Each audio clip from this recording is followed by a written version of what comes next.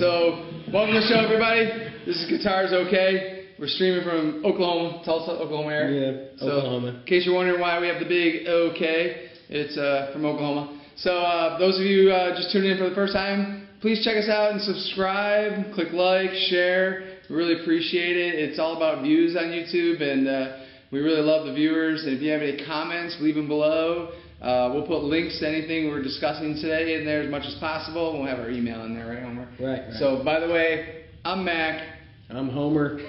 So we're the hosts of the show. Yes. And having a good time. So those of you who've been on the channel already, you know that we have live footage on there. Those of you checking it out for the first time, please try and check out those videos. Homer, what's the name of the band that you're in? Jumpsuit Love. Do you guys wear jumpsuits? Yes, that's why we have to wear the big jumpsuit things. Nice. At least you're not garbage bag, pals. The whole story behind that. Yeah. Do you want to know the story behind that? Yeah, go for it, yeah. Okay, Jumpsuit Love. Jason, our lead singer, he was driving around with some buddies, and they were singing, and there might be a comment underneath here, and I might get the story a little bit off, but, you know, that's how Game of Telephone's played. Yeah. He's not here right now. You are. Right, yeah, so this would be the truth. Okay, so he was driving around. They probably had some adult beverages, and that Jungle Love song came on the radio. Oh, Steve Miller Band? Yeah, so they were singing along to it, and he thought the lyrics were Jumpsuit Love instead of Jungle Love. Jumpsuit Love. So that started that, and for some reason that stuck, and that became the band name. Those man. So if you've been in a band, or you're in one right now, and you've got a funny name, please leave it below in the comments. We'd like to hear it. Have you heard any funny names at all? Well, okay. Yeah. I mean, there are, but one of the most famous funny names to me, I was reading this thing or listening to a story, and Dave Grohl was talking about how he was like, if I knew that my band was actually going to be popular, I would not have named it Foo Fighters. He was like, it was just such a, That's funny. Yeah. I get it, the term and everything, but he was... The very first, okay, do you remember Metal Edge magazine? Yes, yeah, oh yeah. Oh yeah. In the grocery stores. So yeah, you remember that. Dating ourselves now. Yeah, exactly. Magazines, when people use magazines. Yeah. There was a Metal Edge in there, and Kurt Cobain had just died. It was probably like 5 months after that happened, or 4 months. And I remember reading, and it was like a little section of the magazine, and it would talk about things that musicians were gonna do upcoming. Yeah. And it said Dave Grohl, former drummer for Nirvana, is starting a new band, and I swear to God. And it said the name of the band will be called Food Fighters. Food Fighters. I was like, Food Fighters? What a terrible name. And then they came out and it was Foo Fighters, and I was like, what is Food Fighters? I don't even know what it is. Yeah, it's a Japanese, something to do with Japanese squadron. Speaking of which, you sent me a clip the other day, right? The Gap Band. Oh, yeah. The Gap Band, and why is that significant for Oklahoma? Okay, there's Greenwood, Archer, and Pine. Yes. They came from literally right here in Tulsa area. T-Town, as they call it. Tulsa. Yeah. And so Dave Grohl, not to keep, we might need to get some endorsements from here. Maybe we'll get blocked. Or maybe monetized. We're not making any money on it. We'll have to pay money probably. So this clip was about Dave Grohl talking about drumming in Nirvana. Yeah, for the Nevermind album. Yeah. He said that basically he just was playing disco. And I was like, what? And then they showed a clip of the Gap Band, and it literally had that that front thing from Teen Spirit. That drum part. I was like, what? Yeah, it's funny. So check it out. Dave Grohl, if you're out there, more than welcome on our show. Oh yeah, you can come on our OK. You can play drums with my son. You can play guitar. You can throw food at us. We don't care. Yeah, it doesn't matter. We'll food fight. Food fight. It wouldn't matter. I think it's funny. So anyway, so this episode now, Homer's got a different guitar here today. I've got mine out for a minute here. Just sit down for a second. We always feel comfortable guitar guys. I sit, especially my Strat. It covers up our bellies. Our dad bods. Guitar dad bods. So I'm gonna put this one down for a second, but which one is this one? Explain to you guys. Take off the keyboard. Yeah, my keyboard. Here you go, I'll take it. Those in England, sorry, my favorite that pedal show. They don't like calling it capo in England. They like capo. Capo. Yeah, they said Batmano wears a capo. No. But guitars use capos. Anyways, that's hilarious. And yeah, all right, so talk about this for a second. I'm going to zoom in on the camera. All right. We don't have a cameraman. If somebody wants to come out now and join us, message us. We're in T-Town. Yep. This is I don't even remember what flipping year this is, but I've had a hot minute. It's a Music Man. I used to run a guitar store back in the day in Broken Arrow, Oklahoma, called Full Scale Guitar, and I had a partner back in the day. His name was Brandon Autry. He wound up playing. He's actually related to the guy who wrote Rudolph the Red-Nosed Reindeer? Yeah. Gene Autry? Yep. That's his grandkid or great-grandkid, one of the two. Yeah, he's lineage there. But yeah, he was the partner when we opened up the store. And then I wound up selling the business to him. And then just having him run it because, he really liked having to deal with all the pedals and all the ordering and all that stuff. So anyway, sold it to him, and I was just really into teaching. But I would help sell stuff. And so I helped sell quite a few of these Music Men when we got set up with them. Cool. And he kind of for if I'm remembering the story correctly, and Brandon can comment in there if he remembers it differently, because I don't know, man. I'm a little older now. All right. That's why we have kids. Seinfeld said we have kids because our wife gets tired of our stories.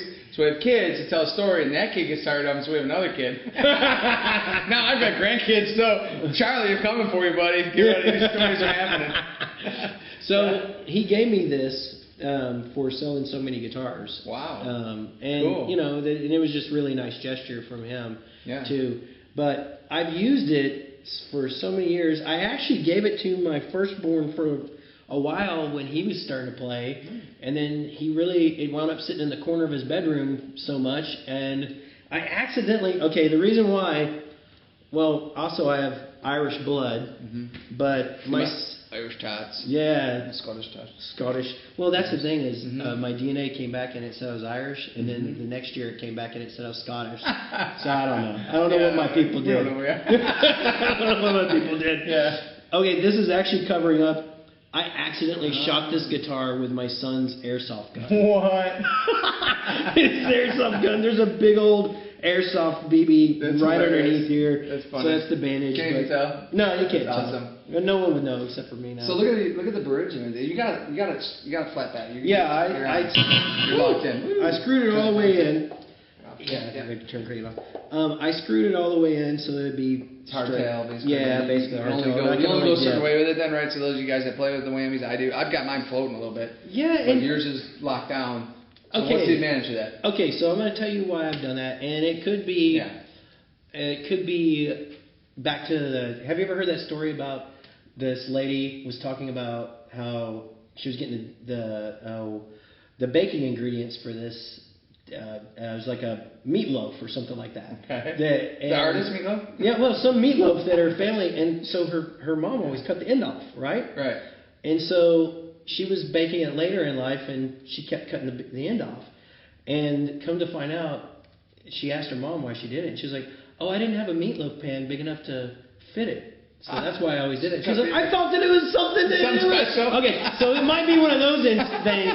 I don't leave my bridges floating because a Strat I owned years ago, it would go out of tune. I knew he was going to say bad. that. I knew he was going to say that. So bad. Because but they may have come If it's floating, if it's wobbly, right? If it's wobbly, right? Yeah. So mine wobbles a little. I put different strings on it, which changes that then. But if your string pops, those of you that like guitar but don't play, if your string goes out, the rest of the strings then the tension changes on that, the dynamics on that bridge cause the bridge to move now to the tension of the other 5 strings. Yeah. So what I was talking about is it really goes out like that. Really. Whereas if it's a hardtail, it goes out but maybe not. Yeah, it doesn't go out near as bad. Yeah, okay. Well, I would have problems with not only what you're talking about. I would have problems with if I actually pulled it back. Yeah. It would knock it out of tune real bad. Okay. Yeah. So that's why I quit doing it. And I would just lock them down, and then I never worried about it. But I'm a kid of the 80s, so I like all the dive bombs and all the. I love a floating bridge, so you can pull it up. You want to do dive bomb real quick? Oh yeah, Let's do one. All right. We'll turn you back on. Ready? Got it? Yeah. All right. So here's like.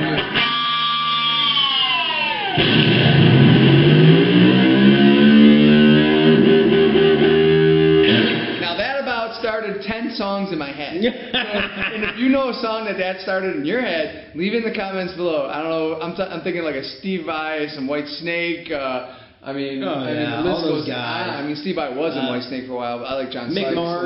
Mick Mars. Oh, yeah, Motley Crue, of course. Motley Crue, yeah. Yeah, Kickstart My Heart. Kickstart My Heart. So do that one more time. Hit it again. So Let's see if we get it again. Nice little dive bump. I always do like the 4th fret to get that really high or harmonic, natural harmonic.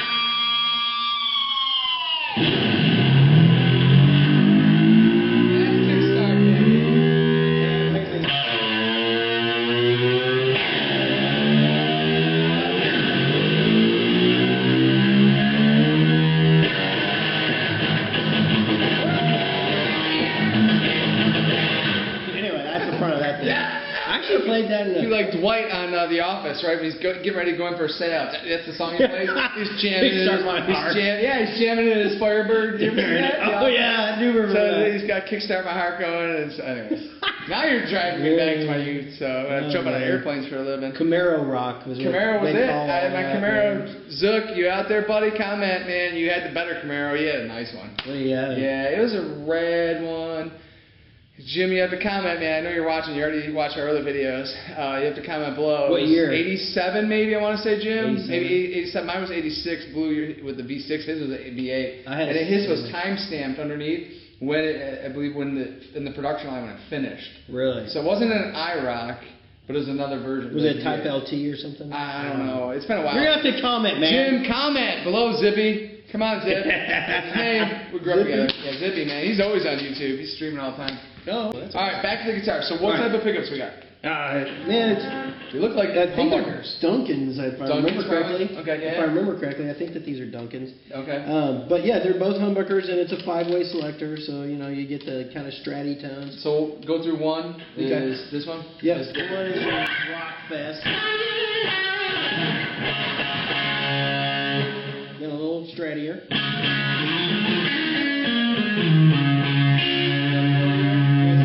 Is that second position just that? Is it? I think it's mixing this and this. So is it like a splitter? Yeah, it splits it. And then that. You know what? I don't even know where the middle guy is. Wait a minute. Maybe one position is the humbucker and 2 is the single coil.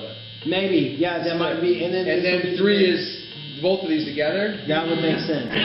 4, I bet you, is maybe a single coil. And then 5 would be humbucker now. Yeah, just a minute. And if anyone really knows how that works, comment. It's a Music Man. I'll send pictures. Yeah, Music Man. I guarantee you that's right, though. That's got to be right because that makes the most sense. Yeah, so those of you, I nerd out on this stuff. So you got your side-by-sides, right? And those of you that I've got, my guitar is a noiseless pickup, which we'll do a whole show on that. Yeah. I'm kind of not too happy about it being called noiseless. It's less noise, but not noiseless. Anyways, they're stacked. Like a humbucker has 2 of these coils. And then you can either side-by-side humbuckers, PAFs, all those.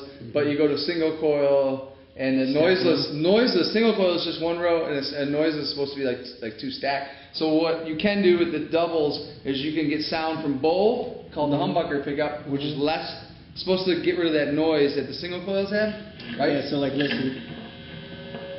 See, I'm telling you. That little. I bet you that's what it is. So I think your second position is actually splitting it. Yeah. Because you're getting that what is it, 60 cycle hum? Yeah, 60 cycle hum right there. Yeah, so. Where you're catching your lights and all that. Yeah, we're out right. Alright, so what do you use number 2 and number 1 for? Like, alright, realistically, throatier, rock stuff, just high screaming songs. Because it really cuts through the mix. Yeah. And you get your it's the full tonal roundness. You know what I mean? Like I really like an overdriven pickup, man. And then honestly, out of this guitar, and maybe it's just because of what I got used to, I really use the bridge. Okay. Then I use what we would say would probably be the split of this. Yep. I use that throaty. So that's that single coil. Yeah, like what they call throaty strat sound. Yeah, and I'm a sucker because I grew up listening to Steve Ray Vaughan and Hendrix. So both of those guys, man. I am a sucker for that stratty sounding clean sound. You know, for funk and stuff like that, you gotta use that. Can I see it for a second? Yeah. All right. Okay. Let's see. So let's go to just the only setting I'm interested in since you said that is this one. All right. We got the volume. Right. Wow, that's different than my Strat. Wow. Yeah.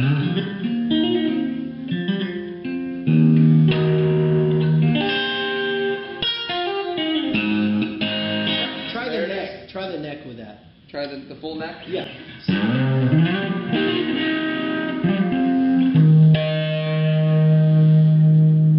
way does this go? There it is. Just down, yeah. Right? Whoop. Yeah, that's definitely like a stratty kind of sound, Which do you like better for that? That's interesting because it's like a humbucker. Wow, yeah. I Which want to like say better? the humbucker. Yeah. Yeah, for this one, but it's still, you get that. Yeah. So you get that whole.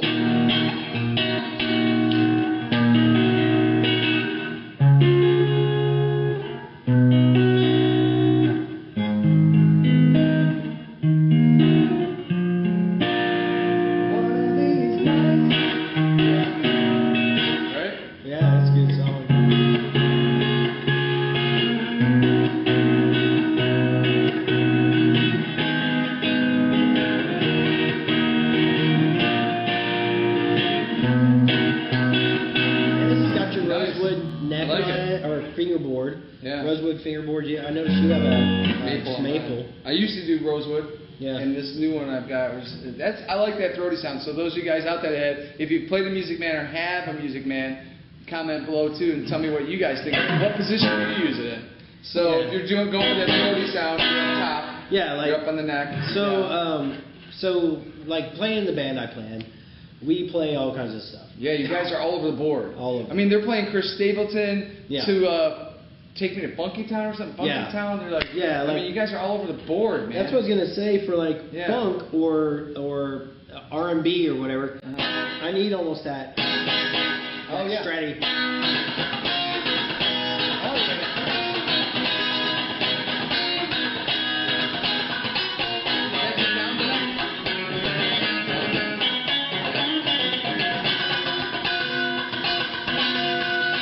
And it just wouldn't sound right on I've got a Gibson Les Paul. I can still play that on it. It just doesn't have the same effect. Right. Well, and those of you that love guitar but don't play, you got to understand that there's different sounds coming at the crowd. Mm-hmm. So you've got the bass levels, and I won't get into all the specifics what they are, and you've got the drum levels, and you got the vocal levels. Mm-hmm. So where does the guitar find its sound and its punch?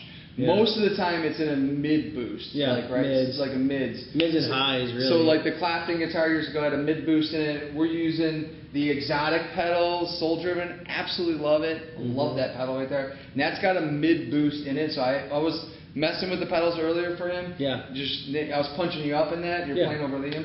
So that sound right there kind of gets in that high range. Mm-hmm. So you gotta cut through. So I feel like, correct me if I'm wrong, but I feel like when I'm listening to you play through that, and I've been out to the shows right in front of them. I'm like literally in front of the speaker sometimes, right? And I'm actually hearing the sound, and you're hitting that funk groove, and it almost sounds like a background vocal.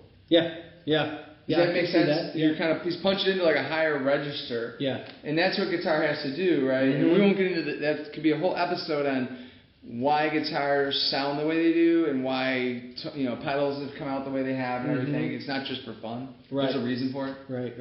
Yeah. Frequencies. Science. Sonic frequencies, sonic landscapes, and we'll do a whole show on landscapes because I like playing more with the landscapes, like Andy Timmons and them. Mm-hmm. So I've got the wet sound, and I'm trying to look for an amp right now. I'm thinking of a GT100, trying to stay under the $500 range that I can do an effects loop in and add my other Spark amp to or something so I can do a wet, dry sound. Yeah. Because that's my thing. But that's a soundscape coming at you. Yeah, for sure. Anyways, I mean, we might have lost some listeners there, but the thing is when you're putting all this energy and effort and talent and time that you've done into the guitar, finding your voice is very important because you can get lost. I was at a show with him a couple weeks ago, Mm-hmm. and you guys had a break, and you asked me, like, dude, what's up? And I said, I couldn't hear you much. Right. Right. So what did you do to get the second set? Honestly, I turned up. Okay, so on my Helix, there's a main volume out, and I just cranked it up. Maybe if you could visualize it, from 6 to 7.5 or 6. Gave it a boost. Yeah, just a boost. A boost. Yeah, I didn't go all the way in and go crazy. I just boosted it up a little bit because when you said it was just a little low, a little muddled because I was losing. You were losing. It seemed like you were losing a lot of your tonality to the bass and the bass of the drums. Yeah. And it depended on what your singers were singing, which they kind of sing higher. Jason sings higher. Yeah. And Chelsea sings. She sings mid to high too. Yeah. They're not really low vocals. Right. So you got this like distinct kind of thing in the band. That's messing with my frequencies, basically. Because if you're too low, you're getting muddled in with the. Yeah. Those of you playing a band, you gotta rise above. You gotta get out there with that sound somehow. Well, and there's a pedal that's on my pedal board, and I'll bring it one of these shows and show you. It's actually made by a guy in I think Bixby, Oklahoma. Oh yeah, you were talking about that. Yeah, the Emerson M Drive. Cool, it'd be cool to get out there. Yeah, he's a good guy. Maybe he'll let us come and look at his plant and stuff, or whatever he's got going out there, where he makes them. But that thing, I'll never not have that on my pedal. What kind of pedal is it, though? It basically boosts it just a little booster. bit. Okay, so I like using boost. One of my rigs, and one day we'll show some of my rigs, I do more of a soundscaping, wet, dry, wet kind of thing. Mm-hmm. And if I want to kind of phase out of it at a certain point, like when I'm playing at church, I have an acoustic person leading the whole song. I've got my son on keyboard with split keys, so he's laying a synth sound with bass sounds. But if he's laying off the bass, then I'm doing a wet, dry, wet with full bar chords to get the bass in. But yet if there's bass going on, I drop into my inversions, and I start dropping into my second and third inversions and start playing higher up on it. Yeah. Right? And start doing the triad inversions, playing higher up. So it just pushes the sound out because you've got space. What people don't realize out there is you've got these spaces of sound coming at you, lows and highs. And if you can find the right range, you get in. Right? You cut in there. And people all of a sudden, you won't be doing anything different, and you're in the right range, and all of a sudden people are going, man, you are killing it. It's like, you were killing it. He was killing it that whole first set, but it was getting muddled. Yeah. Because it was a little bit muddled. He didn't cut through. And then the next day he came out, and it was just like, oh, there's Homer. Yeah. There he is. Well, and it's an issue. Like, boost pedals, I love them because... Boosts are nice.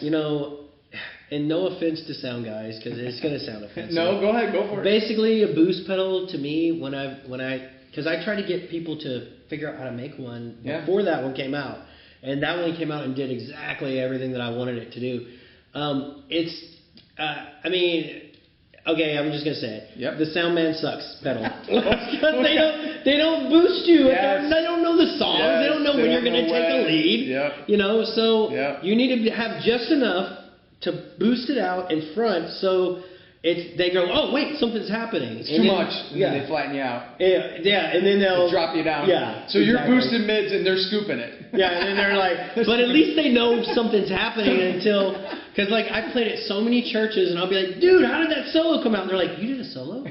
That's it right there. For those of you who've been there, you've been in a band, you soloed, and people don't even realize you're soloing. No, they see your fingers moving. And it looks cool, but they're just like, oh yeah, you got all the John Mayer faces going, whatever. Stevie Ray. Yeah, Stevie Ray. That's pretty much where I think John Mayer. What are they doing? I think John Mayer got his face from Stevie Ray Vaughan. Because Clapton doesn't make big faces. No, like that. There's a young. Have you seen the young bass kid on Instagram? Mm-hmm. He's young.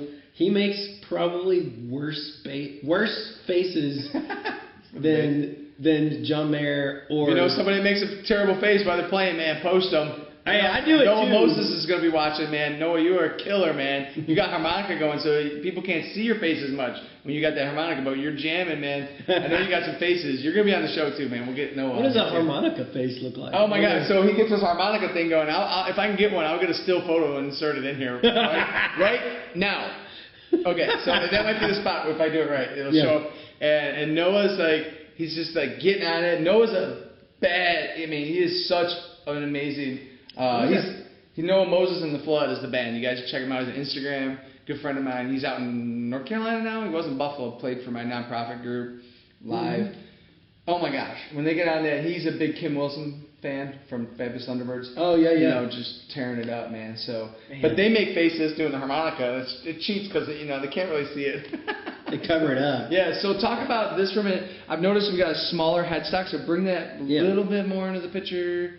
Like flip there. It, flip it up. Flip it up. Turn it a little bit. Choke yourself. Just choke yourself. Just hang yourself. Just hang myself. So you can see like the headstock's like a little bit like smaller, right? Yeah. So it's a little. It's neat though because headstocks make or break. In many opinions, it make or breaks whether or not the guitar is worth buying.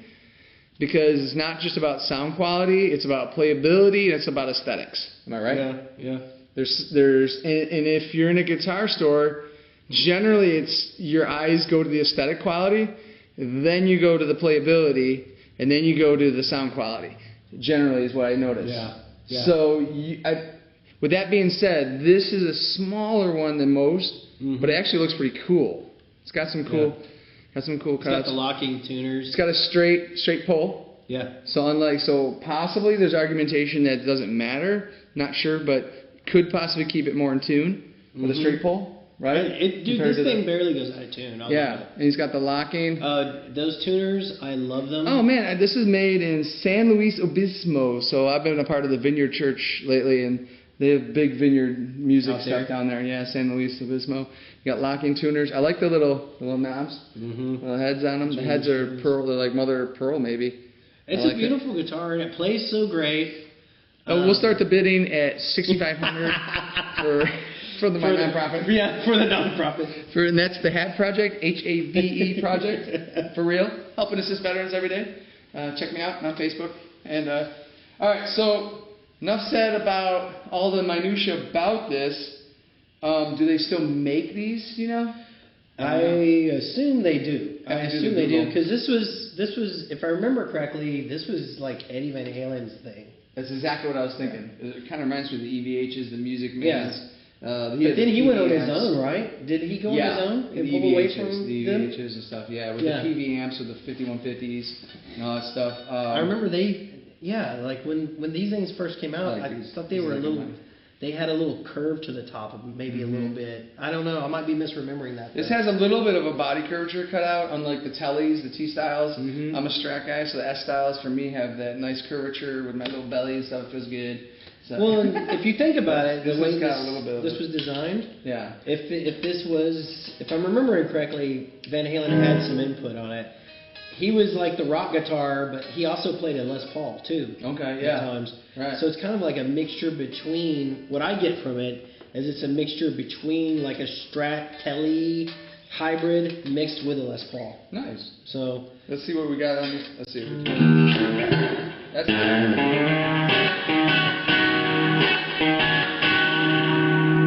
pretty hot, man. Now.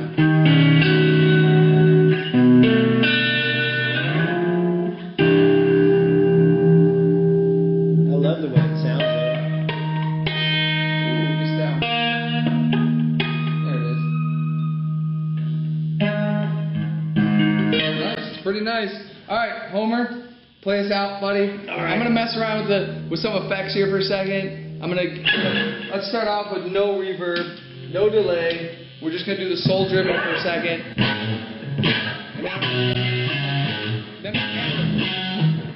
Hit it, Homer. I'm gonna add the delay and reverb as he's playing. Go for it.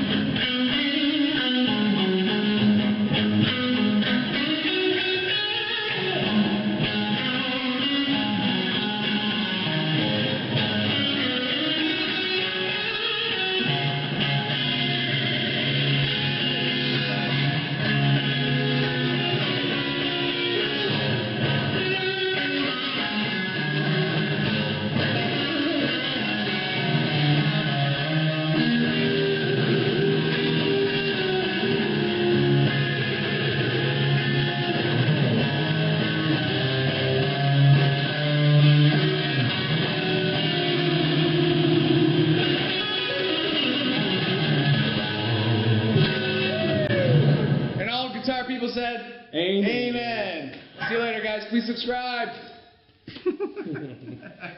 That's hilarious.